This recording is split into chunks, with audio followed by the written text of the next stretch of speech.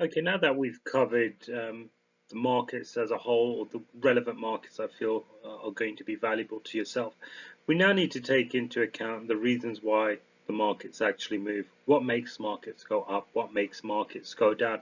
As this is going to be a key element of yourself understanding movements in general and how they are justified. Okay, so we're going to be focusing now on understanding why markets go up as well as down. The raw aspect is it's down to investors that drive market prices. So it could be a case of if more people are buying into a stock, that share price will be going up. If more people are selling that stock, that share price will go down. Now we need to understand what are the drivers for each of those decisions. So we'll focus on the reasons now why the markets would go up. One being economic growth. GDP tends to be always a great figure. A growing economy typically signals that businesses are thriving, which leads to higher revenues and profits. It could lead to more levels of employment, which is always great. Consumer spending is another figure. Higher spending driven by increased income and employment levels will boost earnings, which will then in turn drive up, market prices.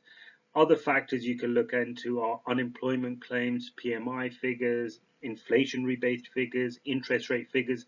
That will give you an overall gauge of how well an economy is doing. And in a robust, positive economy, investors remain very much risk on. What I mean by that is they tend to be very much equity focused rather than looking into bonds.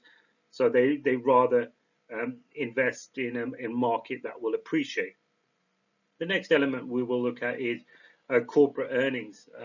Corporate earnings are individual earning reports. When companies report strong earnings, it does, indicate robust financial health as well as profitability, and this can lead to a surge in the share price as investors will be looking to purchase them in the anticipation of continued success. You will get a lot of companies issuing forward guidance, so this is optimistic future earning projections. Um, Investors could, choose to read into that quite favorably, and in turn will, be more than happy to benefit from any sort of continued growth. Central bank policies and any form of stimulus, and that naturally comes down to interest rate cuts. Lowering interest rates does reduce the cost of borrowing. It does encourage businesses to invest and expand, and it can boost the overall economy activity, as well as corporate profits, leading to higher stock prices. So that tends to be rather favorable, especially in today's market where interest rates are at a considerably high level compared to where we once were. So lowering interest rates will add further stability to the overall economy. QE, quantitative easing, something we will touch on a little bit later. Central banks may buy securities to inject liquidity into the economy. So if banks are struggling with a huge amount of debt, central banks can step in and buy that debt off the bank in order to free them up. They'll have further finance and liquidity to start borrowing, lending once again, and stimulating the overall economy. Global economic, conditions, geopolitical issues in particular, um, trade agreements. So if all nations around the world are working together, especially when it comes to trade, new agreements, reduced tariffs, that tends to be a lot more favorable. Um, but yeah, outside of obviously not engaging in wars and so forth, if you have a solid geopolitical climate, it does tend to add a huge degree of stability to the overall market. Liquidity and market accessibility is important because there is a huge amount of foreign investment that we get from abroad, and that's always driving share prices higher and higher. Technology advancements such as trading platforms, reduced transactional costs, the need for more market makers to drive down spreads, and that can actually encourage further investors into investing moving forward. And if we were to isolate certain elements, you can look at sector growth. You could have, um, certain sectors will experience rapid growth due to innovation, increased demand, such as the tech sector, and that naturally tends to rally other companies within the same sector. And if the sector does make up a large portion of an overall index, you could see that index rally further. You do get consumer trends, shifts in consumer preferences can lead to growth in particular industries. You will have sectors that perform well cyclically, such as around Christmas time.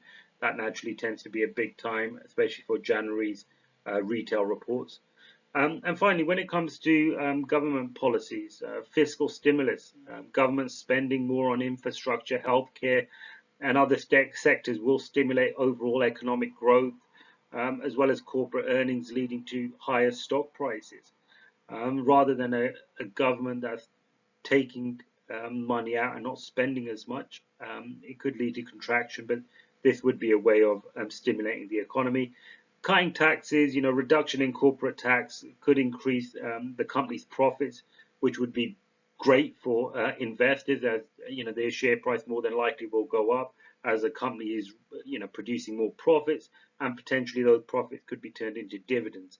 Okay, or it could be just reinvested in for corporate expansion. So these are some of the main reasons you want to be focusing on when you are speaking to clients, and educating them on why they should be investing in the markets. Okay, they should be looking to invest based on the fact that we are seeing a huge amount of economic growth. We've had an earnings season come out of the UK and US, which has been incredibly positive. And that's hence the reason why we are seeing markets at all-time highs. Central bank policies, it's more than likely that interest rates will come down in the near term, pending inflationary figures, of course. And so you want to be using these as justifications of why clients should be investing and maybe benefiting from a bull run in the market. Now, when it comes to the negativity and the reasons why markets are going down, the reason why investors are selling, a lot of it will be the complete opposite of what we've just discussed. For example, poor economic growth. Let's say we're in a recession. That's an economy which is contracted, so it hasn't grown over a set period of time, predominantly 2 quarters, and that will lead to reduced corporate earnings, lower investor confidence, and investors would rather take their money out of the stocks and park it maybe into bonds or any other form of fixed income to at least get some form of interest. You will get high levels of unemployment if you do have that. Less money being collected by the government means less money for infrastructure and government spending, so that could be a big impact as well. So keeping an eye on economic data and the growth factor is important. If we relate it very much to today's society, if we've got huge amounts of inflation, that's not going to be ideal because interest rates will remain high in order to combat that. And so that could lead to some form of contraction in the overall economy, and it could waver investor sentiment. Now, negative earnings, poor earnings reports, companies issuing lower than expected profits will indicate, potential financial troubles. This could lead to sell-offs and a lack of confidence, and that share price naturally will go down. And if it's far more widespread, it could lead to a sector pullback or even a market pullback. Downgrading in earnings or revisions on future earnings, that could be it could be seen as a massive negative, especially even if you revise down your profits or your revenue, it can still be seen as a negative. So that's one thing to be very aware of. Tightening of monetary policy.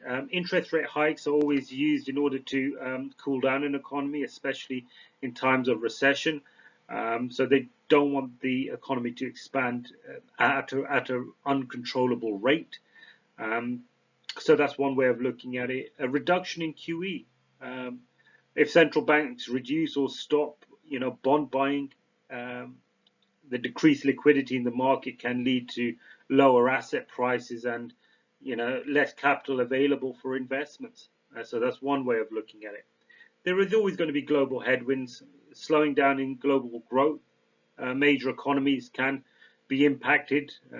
It could impact global trade and investment, could lead to lower corporate earnings, declining stock prices.